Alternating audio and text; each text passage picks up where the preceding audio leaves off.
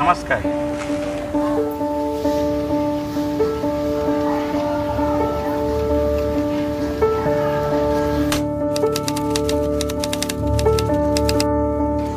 बहुत सुंदर नाम है आपका।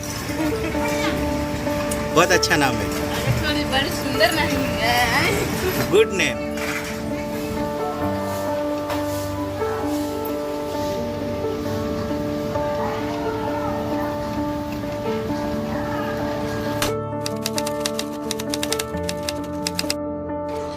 हमको नहीं पता था कि मैं ससुराल इतना खराब मिलेगा।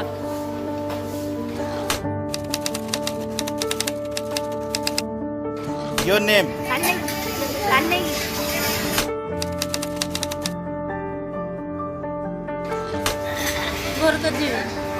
घर को जीवे।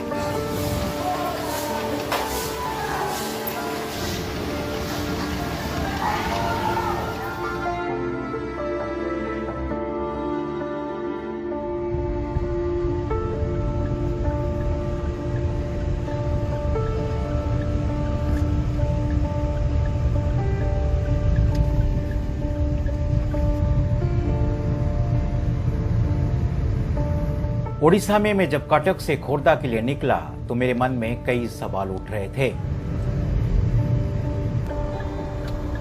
सोच रहा था कि किस तरह के मानसिक रोगी वहां मुझे मिलेंगे, उनसे क्या बात करूंगा, वो क्या जवाब देंगे। इन सवालों में खोया हुआ था कि हमारी गाड़ी आसरा आश्रम पहुंच गई। 2003 में बने इस आश्रम में मानसिक रोगों से ग्रस्त करीब 300 महिलाएं हैं।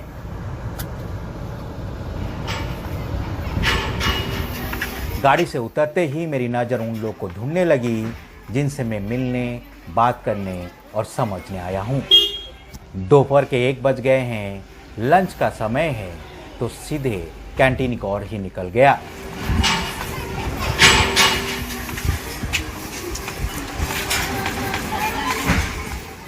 सभी महिलाओं से एक ही जगह मुलाकात हो गई।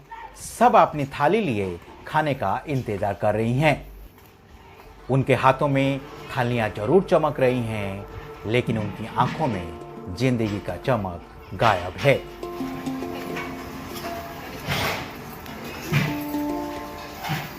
मेरे पहुंचते ही जैसे सब चौंक गईं।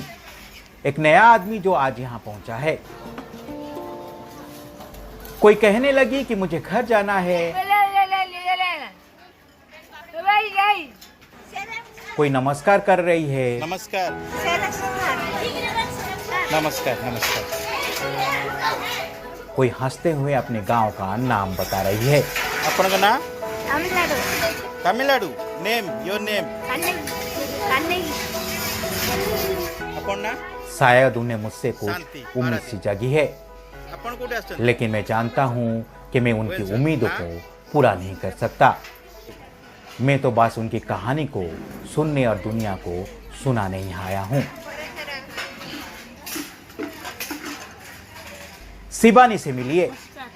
नमस्कार। मुझे देखते ही वो नमस्कार करती हैं। घर को जीवे।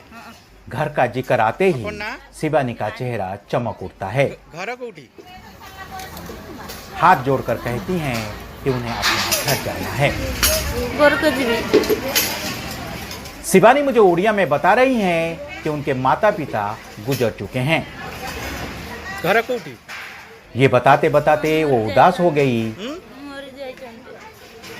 मर जाई जल्दी। पिछले 10 सालों से वो इस आश्रम में हैं। के मर जाले? तुम्हें का अच्छा घर आओ के ना थी? यहाँ आने से पहले वो तो किसी से बात नहीं करती थी, लेकिन आश्रम में आने के बाद धीरे धीरे लोगों से खुलने लगी और अब बात करती हैं। आगु न खेले।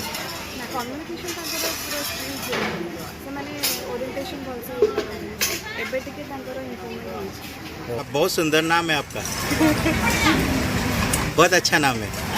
बड़ी सुंदर नाम है। Good name. खाइए।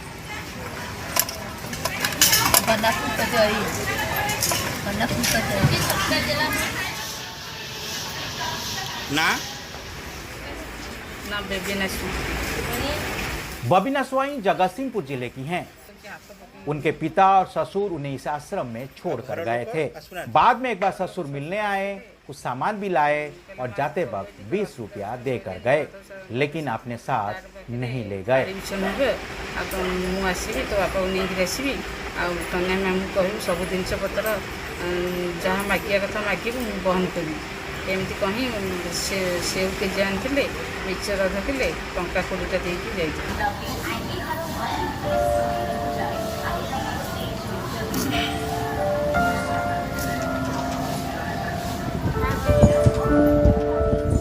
रजनी मिश्रा खोर्धा के बालू गांव की रहने वाली हैं। मां गुजर चुकी है, पिता है, लेकिन घर की जिम्मेदारी छोड़ चुके हैं, बल्कि घर ही छोड़कर जा चुके हैं। 2 भाई हैं, अब वो किसी आश्रम में रहते हैं।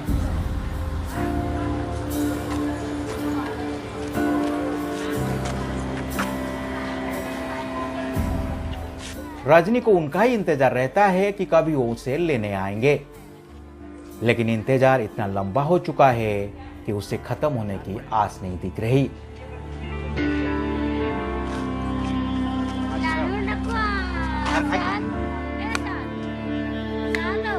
बेसहारा महिला को आसरा देने वाला इस आश्रम की कहानी भी काफी रोचक है। नमस्ते। यह आश्रम क्यों बनाया गया और कैसे बना, ये कहानी आप खुद इसके संस्थापक गोविंद पटनायक जी से सुन लीजिए। दिसंबर का महीना था और ये 2003 में हम लोग निकल पड़े कि हमारा एनुअल पिकनिक के लिए। और जाते जाते रास्ते में हम लोग देखे कि एक जगह में बहुत सारे लोग इकट्ठे होकर देख रहे थे कि कैसे एक महिला अपने बच्चे को पैदा कर रहे थे। तो हम लोग सोचे कि ये हो रहा है क्या वहाँ पे, मतलब इतने सारे लोग हैं, गाड़ी है, वहाँ है। तो हमको समझ में नहीं आ रहा था ये महिला रास्ते में क्यों बच्चा पैदा कर रहे। तो हम लोग तुरंत इसको उठा के हॉस्पिटल ले गए और हॉस्पिटल में 1-1.5 घंटा जब हमने सोचा था कि हॉस्पिटल में इसको कुछ बच्चा पैदा हो जाएगा, इसके घर वाले को हम फ़ोन करके बता देंगे और हमारा काम खत्म हो जाएगा, फिर हम वापस चला जाएंगे हमारा जो जहाँ पे भी हम जा रहे थे। तो हमने देखा कि कुछ समय के बाद, कुछ दिन के बाद ये हमारा एक नर्स आया एक बेटी को लेके और बोला कि आपका बेटी है वो, और आप लोग इसका अभी ख्याल रखेंगे क्योंकि ये दिमाग की हालत से बिल्कुल ठीक नहीं है जो अपने बच्चे को संभाल सके।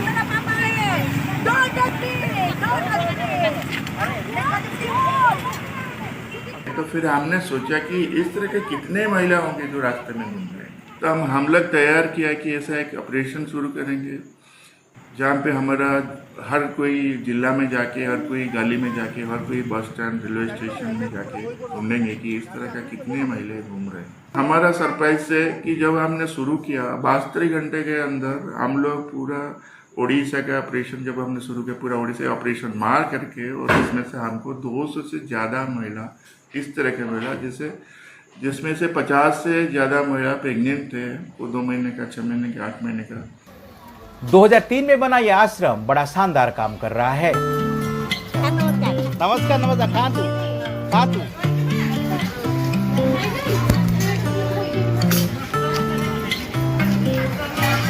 यहाँ रोगियों से एक भी पैसा नहीं लिया जाता। यहाँ उनका सिर्फ इलाज ही नहीं बल्कि उन्हें अलग अलग ट्रेनिंग भी दिया जाता है ताकि वो अपनी जीविका चला सकें। यहाँ आप उनका बनाया हुआ सामान देख सकते हैं जो बिकने के लिए बाजार में जाता है।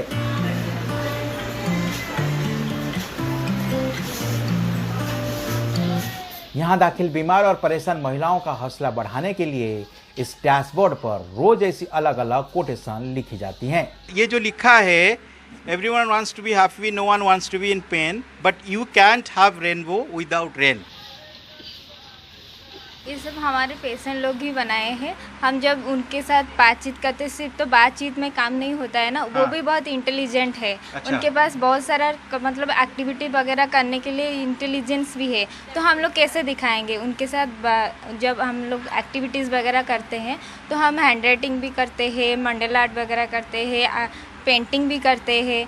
तो इसमें उनका आई हैंड कोऑर्डिनेशन भी होता है। तो जो भी पढ़ाई वगैरह वो लोग करते हैं वो छूट ना जाए, इसीलिए वो भी हम इसमें इंक्लूड करते हैं ताकि उनका जो भी इंटेलेक्चुअल आइडिया है वो बजा रहे। कितना अच्छा हैंडराइटिंग है ये देखिए, ये उड़िया में कितना अच्छा हैंडराइटिंग है। इस आश्रम से ठीक हुई कई महिलाएं अब तक अपने घर जा चुकी हैं। यहाँ सिर्फ उड़ीसा नहीं बल्कि कई अन्य राज्यों की महिलाएं भी इलाज के लिए आईं और ठीक होकर अपने घरों लौट गई।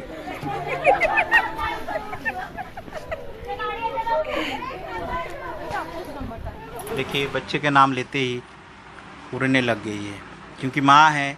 8 जुलाई को हमने प्राइम टाइम पर नसीमा की कहानी दिखाई थी। हमारी स्टोरी देखने के बाद नसीमा के घर वालों ने उनसे बात की और अब उन्हें लेने आ रहे हैं। ये है हमारा नसीमा खातून, जो कि हमारे कुछ दिन पहले हमारे जो भी एनडीटीवी से आए थे वो उनका इन्फॉर्मेशन टीवी में शेयर हुआ था। फिर उनको घर वालों ने उन्हें पता लगा लिया कि ये उनके भांजी है, तो उनके मामा जी वो हेल्पलाइन नंबर से फ़ोन किए थे, तो हमें पता चला कि वो उनके मामा जी है। फिर हम नसीमा से उनके भी बात करवा दिए थे। फिर नसीमा उनसे बात करके बहुत ही मतलब खुश थी। एंड उनके मामा जी जो भी है, उनके बाकी सारे family members they all were so happy, और वो लोग भी आ रहे हैं। उनके मामा जी मुंबई पे रह रहे हैं, इसलिए वो आने के लिए यहाँ पे कोशिश कर रहे हैं, जितना जल्द हो सके वो आके पहुँच रहे हैं। ये सब वो आकर उनको मतलब ले जाएंगे। और नसीमा, आप अपने मामा जी के साथ बात किए थे ना, इतने दिनों के बाद बात करके आपको कैसे लगा?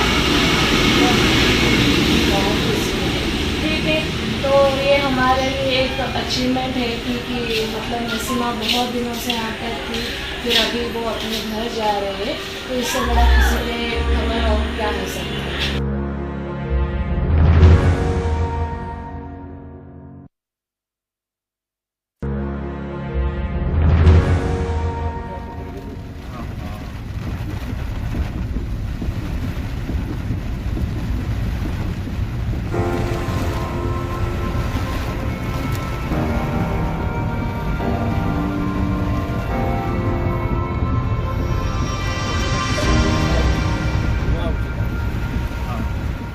दूसरे दिन हम भुवनेश्वर से 40 किलोमीटर दूर चौदर के जननी आश्रम के लिए निकले।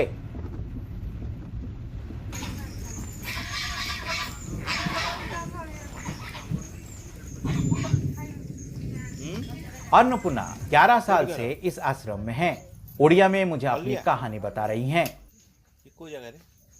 घर जाना चाहती है, वहां सब हैं, माँ बाप हैं, बेटा है, पति मुंबई में रहता है, लेकिन कभी बात नहीं करता। 11 साल पहले आप आई थी, ठीक हो गई है।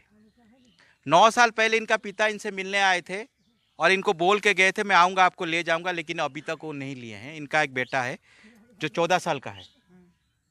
एक माँ अपने बेटे से अलग होकर यहाँ पर रह रही है, उसे याद कर रही है और इसी उम्मीद के साथ यहाँ पर वो है कि कोई ना कोई घर से आएगा, उसे ले के जाएगा।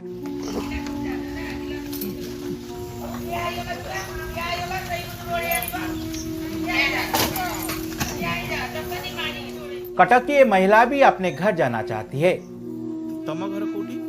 उनके 4 बच्चे हैं, पति इस दुनिया में नहीं है। उम्मीद कर रही हैं कि घर से कभी कोई आएगा और अपने साथ ले जाएगा। घर को जीवन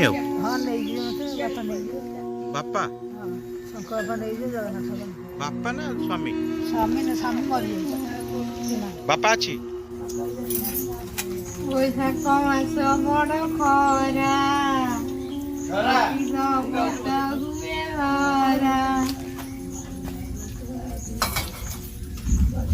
इन सब के बीच कई ऐसे भी महिलाएं हमें मिले जो ठीक होने के बाद भी घर नहीं जाना चाहती।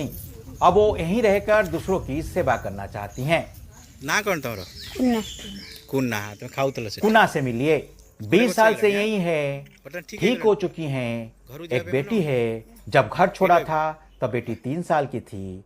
पूरी तरह ठीक होने के बावजूद भी अब कुन्ना घर नहीं जाना चाहती, यहीं सेवा करना चाहती हैं। पणास जो अच्छा हाँ पणास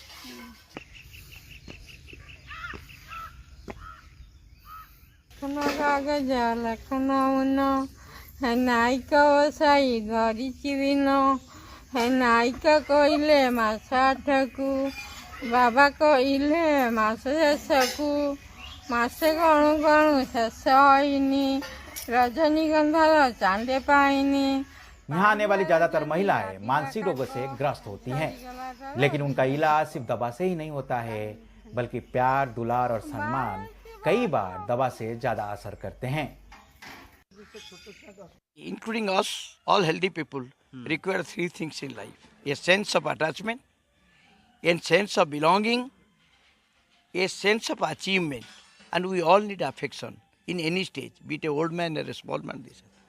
अगर ये चार्ज मिल जाए, a sense of belonging, उनके प्रति लगाव और उनके लिए स्नेह, ह्यूमैनिटी, अफेक्शन, लव, ये चीज़ हर चीज़ एक पॉजिटिव इमोशन होती है।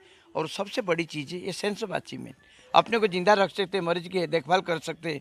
मैं जिसके बारे में आपको बोला, एक किडनी अफेक्टेड पेशेंट को जो हॉस्पिटल में थी, उसको वो मेरा पहला पेशेंट इधर जो मंगला जी थी, वो जाके गार्ड करती थी, रहती थी, अटेंड करती थी, 3 महीना 4 महीना एक साथ उसके साथ थी नेफ्रोलॉजी वार्ड में और हमारे वार्ड में। अब मानने की लायक है वो कितनी अच्छी तरह से, कितनी अपनापन से वो सेवा करती थी। उसका कोई नहीं है, फिर भी अपना समझती थी उसको। तो इसी तरह से जो अपनापन होता है, जो रेस्पेक्ट होती है उनके लिए, जो अफेक्शन होता है और अपने प्रति जो ये होता है, उससे अच्छा होता है।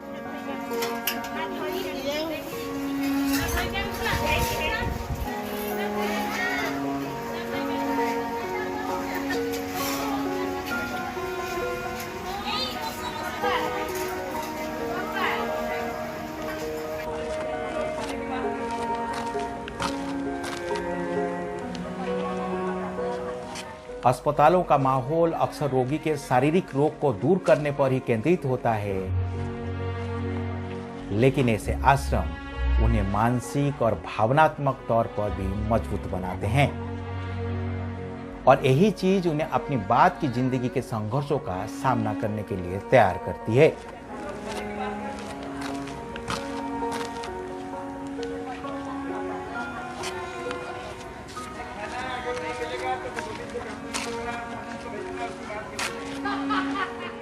अस्पताल के बेड में मरीज ज़्यादा जल्दी ठीक नहीं होते, लेकिन इस एनजीओ में ठीक होकर वो जल्दी घर भी लौटते हैं। इसीलिए लौटते हैं क्योंकि यहाँ पर लव और अफेक्शन है। इसलिए लव और अफेक्शन के बिना ज़िंदगी आगे नहीं बढ़ सकता। इसलिए मैं हमेशा कहता हूँ, लीव ईगो, स्प्रेड लव। इसी से ही हम आगे बढ़ पाएंगे। सुशील महापात्रा, NDTV इंडिया।